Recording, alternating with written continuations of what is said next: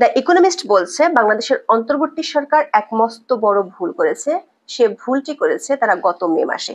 British এই প্রভাবশালী গণমাধ্যমটি 26শে June বাংলাদেশকে নিয়ে দুটি প্রতিবেদন প্রকাশ করেছে। দুটি প্রতিবেদনের বিষয়বস্তু মোটামুটি একই রকম। এর মধ্যে একটি শিরোনাম ছিল a big mistake by Bangladesh, retribution is vying with reform, যার অর্থ হলো বাংলাদেশের বড় ভুল, সংস্কারের সঙ্গে প্রতিশোধের লড়াই চলছে। প্রশ্ন হলো ইকোনমিস্টের দৃষ্টিতে সেই বড় ভুলটি কি, আর কার সঙ্গে কার প্রতিশোধের লড়াই চলছে? ব্রিটিশ সাময়িকীটি বলছে বিতর্কিত সন্ত্রাসবিরোধী আইন সংশোধনের মাধ্যমে আওয়ামী লীগকে নিষিদ্ধ করা ডক্টর ইউনূস সরকারের শাসনামলের সবচেয়ে বড় ভুল। এটি পুরনো রাজনৈতিক প্রতিশোধের চক্রকে আবার জাগিয়ে তুলতে পারে। ব্রিটিশ সংবাদমাধ্যমটি বলছে এখনো ব্যাপক জনসমর্থন থাকায় বাংলাদেশের বর্তমান সরকার উচিত আওয়ামী লীগের উপর থেকে বিধিনিষেধ প্রত্যাহার করে তাদের নির্বাচনে অংশগ্রহণের সুযোগ করে দেওয়া।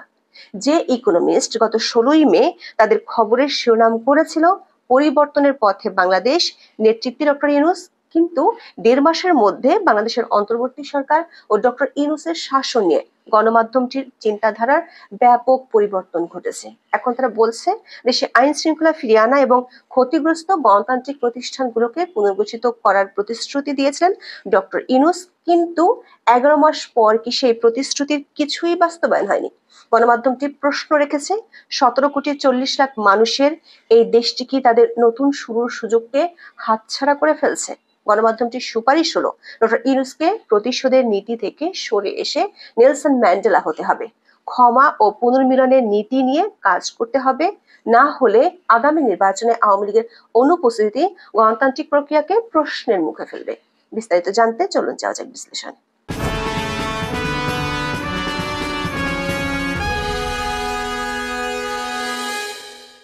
প্রায় 1 বছর আগে 2024 সালের আগস্ট মাসে গণ আন্দোলনে ক্ষমতা হারান সাবেক প্রধানমন্ত্রী শেখ হাসিনা।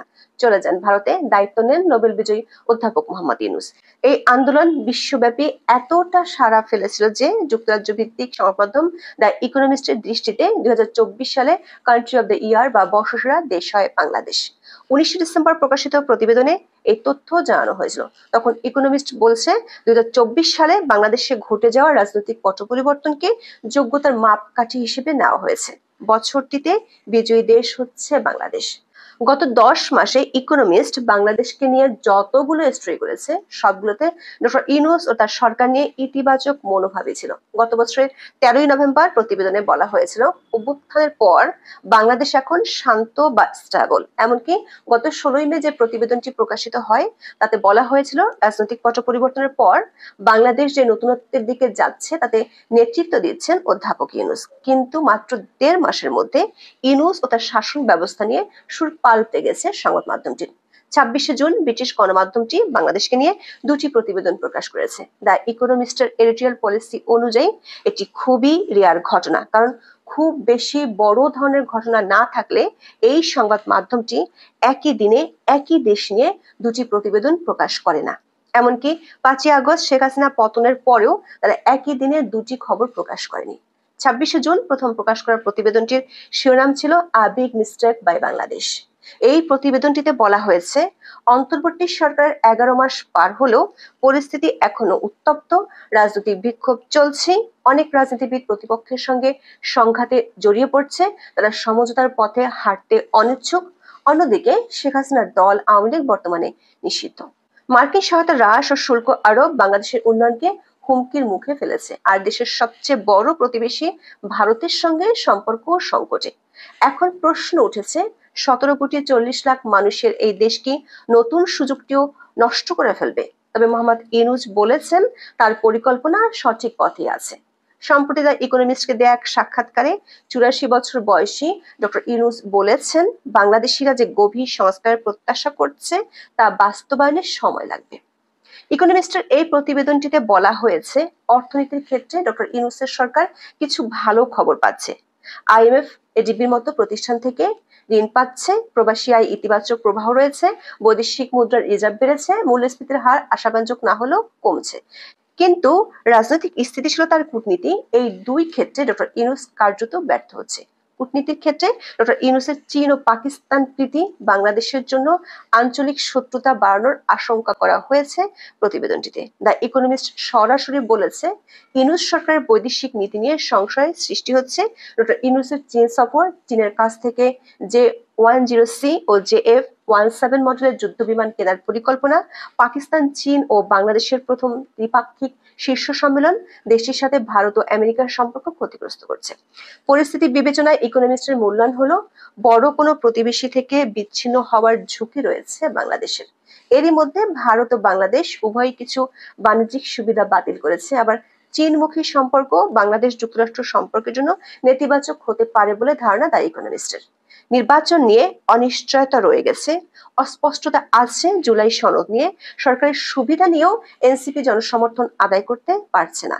এক জরিপের তথ্য উল্লেখ করে রিপোর্টটিতে বলা হয়েছে, যারা ইতিমধ্যে ভোট দেওয়ার সিদ্ধান্ত নিয়েছে তাদের মধ্যে মাত্র 5% সরকার সমর্থক কিংস পার্টি এনসিপি কে ভোট দেবে। বাড়তে পারে জামাতের ভোট, সেটি হলে উদারপন্থীদের আশঙ্কা ইসলামপন্থীরা ধর্মীয় উগ্রপন্থীদের প্রাধান্য দেবে। আর বিএনপির ব্যাপারে অনেক বাংলাদেশি মনে করে এরা আওয়ামী লীগের মতোই দুর্নীতিগ্রস্ত। কার্যক্রম নিষিদ্ধ থাকায় আওয়ামী লীগ নির্বাচনে অংশ নিবে না, দলটি নেতাকর্মীদের উপর চলছে নির্যাতন। দ্য ইকোনমিস্ট রিপোর্টে বলা হয়েছে, আশ্চর্যজনকভাবে এখনো আওয়ামী লীগের জনপ্রিয়তা রয়ে গেছে। জরিপের তথ্য মতে অন্তত 14% ভোটারের পছন্দের তালিকায় আওয়ামী লীগ শীর্ষে আছে। তবে এই হার প্রকৃত সংখ্যার চেয়ে অনেক কম বলে রিপোর্টটিতে দাবি করা হয়েছে, কারণ সরকার ও সরকার সমর্থকদের নির্যাতনের ভয়ে প্রকাশ্যে লোকজন আওয়ামী লীগকে সমর্থন জানাতে পারছেন না। মানবাধিকার সংস্থা হিউম্যান রাইটস ওয়াচ অন্তর্বর্তী সরকারকে ইচ্ছাকৃতভাবে আওয়ামী সমর্থকদের লক্ষ্য করে হামলা করার অভিযোগ করেছে।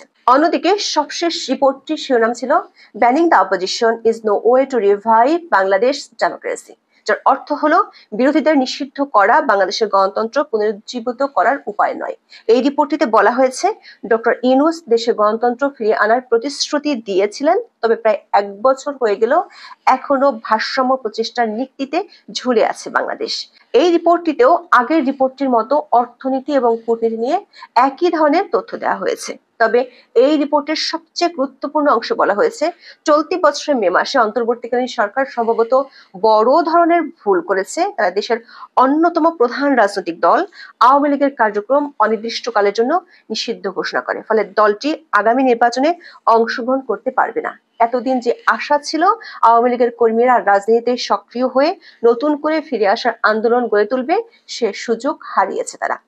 রিপোর্টে বলা হয়েছে, সন্ত্রাস বিরোধী আইনের একটি সংশোধনের মাধ্যমে এই সিদ্ধান্ত নিয়েছে অন্তর্বর্তী সরকার, যা আইনগত দিক থেকে প্রশ্নবিদ্ধ। এতে দীর্ঘদিন ধরে বাংলাদেশের রাজনীতিতে প্রচলিত কূটনৈতিক কৌশল ও অস্থিরতার আভাস পাওয়া যায়, কেননা এর মাধ্যমেই বিরোধীদের উপর দমন পীড়ন চালানো হয়। এই পদক্ষেপ বাংলাদেশকে পুনরায় সেই প্রতিশোধ যুদ্ধে নিয়ে যেতে পারে, যেখানে ক্ষমতাসীনরা নিজেদের ক্ষমতা ব্যবহার করে বিরোধী দলগুলোকে নিষ্ক্রিয় করে দেয়। রিপোর্টটিতে ডক্টর ইউনূসের জন্য যে সুপারিশ তুলে ধরা হয়েছে সেটিতে বলা হয়েছে, বাংলাদেশের অন্তর্বর্তী সরকার উচিত আওয়ামী লীগের উপর থেকে নিষেধাজ্ঞার বিষয়টি আরো ব্যাপকভাবে বিশ্লেষণ করা। অনেকেই হয়তো এই ধারণার সঙ্গে একমত হবেন না, তবে দেশের সবথেকে পুরনো এই দলের সবাই নৈতিকভাবে কলঙ্কিত নয়। আওয়ামী লীগ এখনো ব্যাপক সমর্থন পায়। অনেক বছর ধরে বিতর্কিত অবৈধ নির্বাচনের অভিজ্ঞতার পরও এই ভোটাররাও নিজের পছন্দের প্রার্থী বা দলকে ভোট দেওয়ার অধিকার রাখে। দ্য ইকোনমিস্টের মত হলো, ডক্টর ইউনূসের উচিত প্রতিশোধ আর প্রতিহিংসার নীতি থেকে সরে এসে পুনর্মিলনের নীতি নেওয়া। ব্রিটিশ সংবাদ মাধ্যমটির অনুমান, আওয়ামী লীগ স্বাধীনভাবে প্রচারণা চালালেও হয়তো জয়ী হবে না, তবে সংসদে তাদের উপস্থিতি বিরোধী শিবিরকে শক্তিশালী করতে পারে, যা বিজয়ীদের সতর্ক রাখবে। বড় ধরনের যে ভুল অন্তর্বর্তী সরকার করেছে তার শোধরানোর জন্য ইকোনমিস্ট বলছে, নতুন বাংলাদেশ গড়ার জন্য প্রতিশোধ নয়, প্রয়োজন পুনর্মিলন। লন্ডন স্কুল অব ইকোনমিক্সের আইনবিদ আক্তার খানের মন্তব্য তুলে ধরে বলা হয়েছে, স্থায়ী পরিবর্তন আনতে হলে প্রতিশোধ নয়, পুরো জাতিকে এক করতে হবে, এই মূলনীতি দরকার। বাংলাদেশের এখন দরকার একটি নেলসন ম্যান্ডেলা মুহূর্ত। বর্ণবাদ বিরোধী আন্দোলনের জন্য নেলসন ম্যান্ডেলা 27 বছর কারাবাসে ছিলেন। ম্যান্ডেলার সবচেয়ে বড় অবদান ছিল প্রতিশোধের পরিবর্তে ক্ষমা ও পুনর্মিলনের নীতি গ্রহণ করা। 1994 সালে যখন তিনি দক্ষিণ আফ্রিকার প্রথম কৃষ্ণাঙ্গ প্রেসিডেন্ট নির্বাচিত হন, তখন তিনি শ্বেতাঙ্গদের প্রতি কোনো প্রতিশোধমূলক পদক্ষেপ নেননি, কারামুক্তির পর তিনি শ্বেতাঙ্গ সরকারের সঙ্গে শান্তি আলোচনা শুরু করেন। The truth and reconciliation commission গঠন করেন। এই কমিশন ছিল একটি ঐতিহাসিক পদক্ষেপ, যার মাধ্যমে বর্ণবাদের সময়কার অপরাধগুলো প্রকাশ্যে আনা হয়, কিন্তু এর উদ্দেশ্য ছিল প্রতিশোধ নেওয়া নয়, বরং ভুক্তভোগীদের সত্য জানার সুযোগ দেওয়া এবং দোষীদের ক্ষমা করা। এই নীতির ফলে শ্বেতাঙ্গ ও কৃষ্ণাঙ্গ উভয় সম্প্রদায়ের মধ্যে পারস্পরিক আস্থা তৈরি হয় এবং তারা একটি নতুন জাতি হিসেবে একত্রিত হওয়ার সুযোগ পায়। প্রশ্ন হলো, ইউনুস কি তার কিংস পার্টির চাপ মুক্ত হয়ে নেলসন ম্যান্ডেলার নীতি অনুসরণ করতে পারবেন? তিনি নিজেই কি আদৌ তা চান? এখন এ পর্যন্ত। সবাই ভালো থাকুন, সুস্থ থাকুন, নিরাপদে থাকুন। দেখা হবে আগামী পর্বে।